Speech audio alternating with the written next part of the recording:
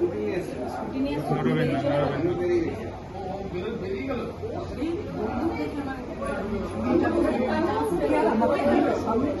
জীবনে দেখিনি, জীবনে বলবো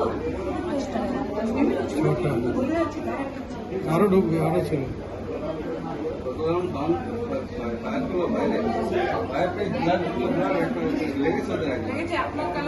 কম্পিউটারে করে দিয়েছে। ঝোলাতে গেল। 7-8 জন ছিল, বললাম 7-8 জন ছিল। বাইরের লোকরা এসে দেখছিল এখানে, তারাই ইনফর্ম করেছে মনে হয়। ওরা বুঝতে পেরেছে ব্যাপারটা কিছু হয়েছে। পুলিশে পায়ে মেরে পায়ে পেয়েছিল।